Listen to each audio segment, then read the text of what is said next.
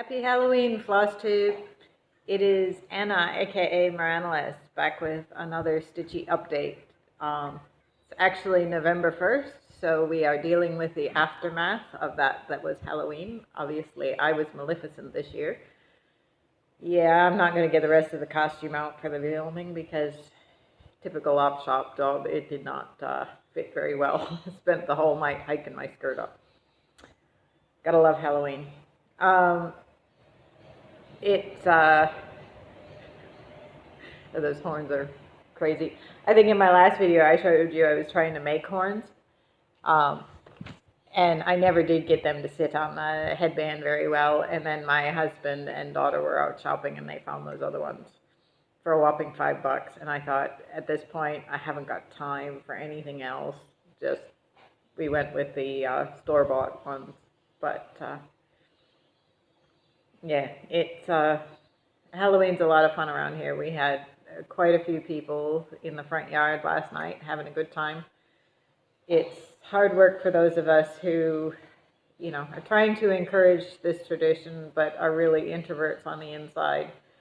I spent all night, just trying to be welcoming and talking with random people I didn't know, and today I just want my coffee and to hide under my covers, and even the thought of filming this is a bit overwhelming, so it is what it is. But I think a recovery weekend is in order. Unfortunately, I've got a mountain of things that need to get done anyway. The world doesn't stop when Mom wants to hide under her covers. Let's get into the stitching stuff. So last time I had showed you I'd made a fair bit of progress on my Bellafilipina, Queen Sari. Can't believe I can't remember the name after all these months working on her. See how organized I am? Like, I've actually got all the pictures to show you, except for the Chatelaine. Yeah, and last week my editing got the before picture. Like, maybe I can fit the before picture in here and you'll be able to see. Yeah, small things amuse some of us, and including me. So, Queen Sari, this is what she's going to look like when she's finished, and she very darn near looks like that at the moment. She's not quite finished. I spent a good week fitting in all the last little bits of stitching. I think my board is nowhere near big enough. I think the stitching is all done now. So her dress is complete. And I've started to add the beads. All of her headdress is in there. Got little bits of beads up off all the feathers. I think that's the only big feather that has all of its beads yet. I will do a close-up once I've actually finished her with all the beads and everything, so that you can see. Hopefully next video. I don't know. I'm not making any progress. Promises. There are a bucket loads of beads in this thing. But I've got, I think the waistband of her dress is all beaded, and that's finished, but I haven't done any of the beads in the skirt yet, or very few. Obviously, you can see the feathers here still need quite a few beads. There's beads all down these ribbons. There's beads off the bits of flyaway ribbons. There's beads all down the border of the dress. So I still got a fair bit of beading to go. This piece is the first piece I've beaded. There you can see the waistband and stuff. The beads just make such a massive difference. This is the first piece I've gotten as far as beading since my 15-year hiatus away from stitching. I'd forgotten how putsy it was to put beads on, and I don't think any of the things I beaded previously had quite this volume of beads, so it's taken a while. That was a good week's worth of work. I was basically working on this exclusively for the first week, since I filmed, trying to finish it before I started my new start, which I'll show you in a second. Clearly I didn't quite make it, but hoping, you know, if I were to get another straight week and just put it in, I could probably finish that one and knock it out, which would be good. So maybe I should just do that. But she has been my travel piece. Now that she's beading, she's nowhere near as travel friendly. So I will have to swap out for a new travel piece. So once I put in a solid week on her, it was time for our stitch along. We're starting the Pearl of the Orient Seas. And last week I told you I'd picked out some red fabric. I can even see if I can insert a picture. That red fabric, kind of similar to this, that I was gonna stitch it on. So I was headed out. I was gonna, you know, tape the edges and get it all ready to take to the meetup the next day. Be all good to start. And I'm looking at it going, that fabric is so much narrower than Queen Sari's fabric. I didn't think the designs were that different.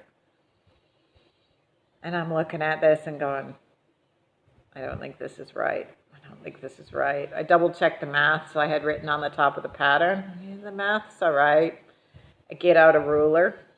My fabric is a full 2 inches shorter than the math said it should be.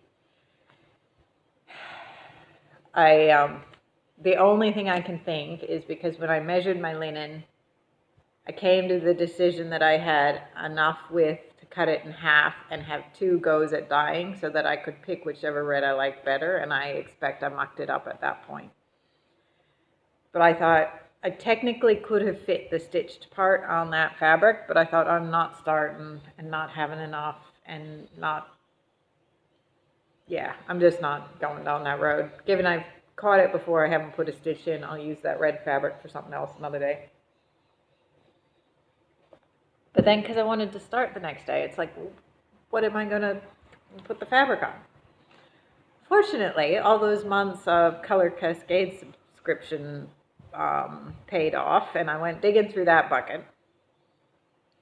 And I had a couple that I thought, well, these might work. But in the end, in fact, if you follow me on Instagram, you might have seen the debates over which. There was another red one, but it was a bright truer red. And I didn't really like how they went with these reds in there. So this, I picked the bright blue one because, you know, Mermaid. And it's gorgeous fabric. There was a lighter blue that would have worked too, but I figured the lighter blue was more easy to allocate to a lot of different projects. Whereas, you know, the dark blue I thought would be a bit harder to rehome to another project, so I used this one. This is a 32 count dark, called Dark Fantasy. It'll be a 32 count Belfast. Actually, the Queen Sari, I forgot to say, was a 28 count cashel linen that I dyed myself. So the problem is, being another Bellafilipina, there are beads all over this thing as well. And with my emergency swap out, this is a 32 count, not a 28. I can tell you there's a few places, even on the 28, where the beads don't really line up as nice as they should. So I'm fully expecting issues when we get to beading this, and I will probably have to make some adjustments to the beads just to make it work. But, you know, we'll fudge it when we get there. So that's how much progress I've gotten. So this is her tail that's coming down here. There's some sort of fins up the back and a little bit of her hair to start with. So let's see if we can get the picture out. So those are the tails and the little bit of hair. So I always start in the middle.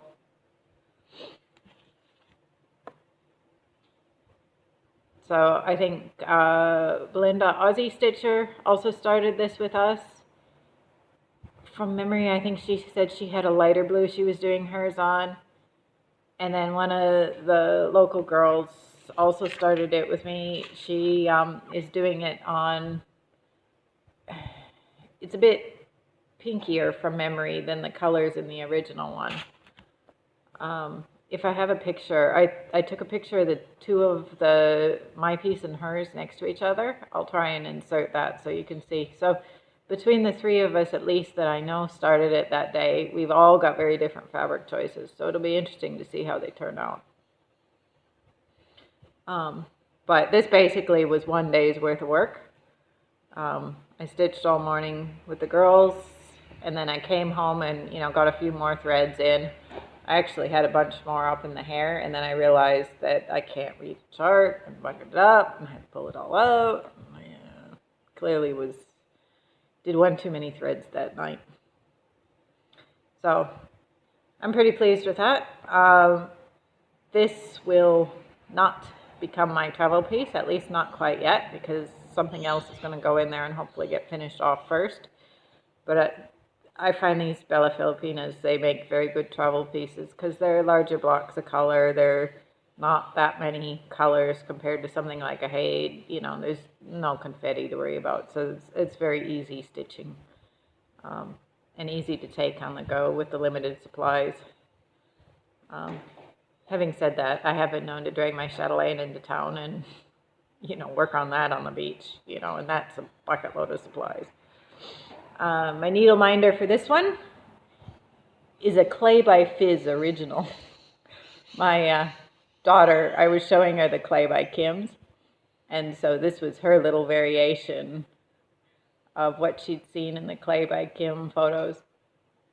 So she made that for me. She actually made a back as well, but the back that she made is very cute, so I thought I'd turn the back into another front. The magnets that I've got are just repurposed, but they're not really strong enough to hold through even that much clay. So it is what it is. Let's put the needle on the side. Hey, Banjo, you come for a visit? You don't belong in the she shed. So that is the new start, and that was called Pearl of the Orient Seas. And I will try and be super clever again. Banjo, you're interrupting.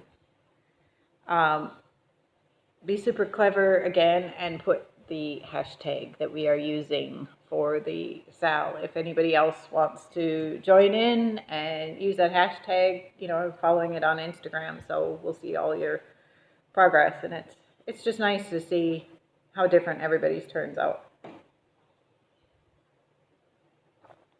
Sorry, I try not to get distracted by the Kelpie that's wandering in and out where he doesn't belong. Naughty boy. So, those are the two Bellafinas. Once I got to beating Queen Sari, I thought I would pull this out as the travel piece, which is my Indian Peacock. Don't know if I have a before photo of this one. I haven't worked on that in quite a while, so I'm gonna go dig and see if I can find one. But it's a dimensions kit. That's what it'll look like when it's done. So you can see I'm getting pretty close. I got a bit in the branches and the leaves to do, but the peacock itself is mostly done except for the head. There's a lot of background stuff. Oh, that's right. I took this one. One of my daughters was getting an award at awards night at school. And she goes to a big school. So there's a lot of kids and a lot of awards. And it's like a 3-hour production to get through all of this. But it's in the, you know, civic theater sort of thing. So I thought, well, I will take this along and see if I can stitch while they're doing some of the sections. But, you know, they ended up turning the lights out and then I couldn't see. So a little bit while everybody was getting seated and whatnot, but, you know, I was making mistakes down here and not being able to count the half stitches that are very close to the background fabric in the dark. And I'm thinking, yeah, this is not a good recipe. So not a whole lot of progress, but going to pull this out and give it some more deliberate effort and try and get it off the whip list as well.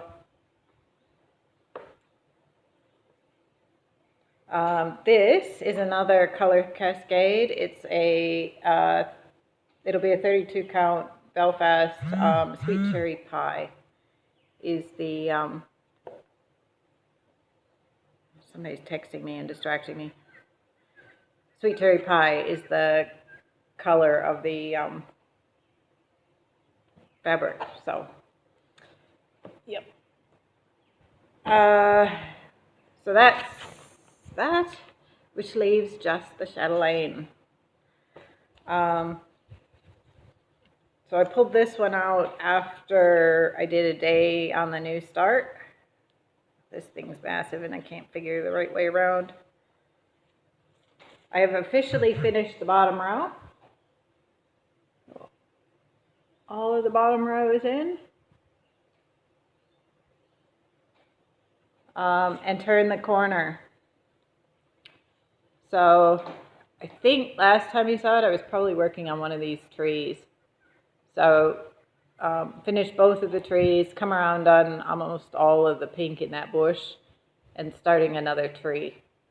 So I'll try and get the 2 trees finished this week before I start moving back into the stone colors and farther in the next stone lantern.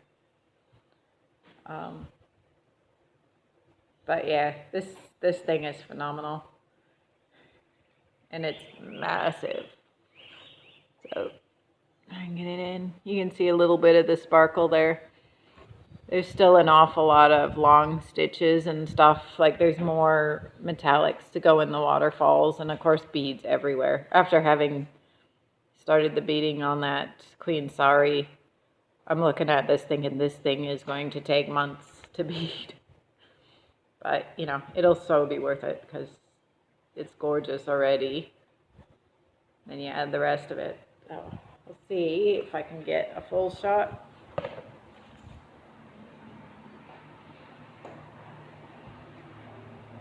So we've definitely passed the halfway mark. But yeah, still a long way to go. Sorry, the halfway mark around that outer border, I mean. And of course there's the big gates that need to go in those gaps yet as well. So that'll be another circuit around before we get to beading. But I think that is about it for me, guys. So nice and short and sweet. I will put a few Halloween photos in at the end. I didn't actually take many. So stick around if you care to see some of the shenanigans, but I need to raid them off the kids' phone, the rest of it, because I was so busy. My feet didn't touch the ground all night long. So until next week, thanks for coming. I hope you enjoyed what you saw. Thanks to any new subscribers or, you know, the usuals that have showed up. I'm starting to get a bit more into Flosstube, so can't wait to see where you're all at with your projects. All right, until then, see you next time.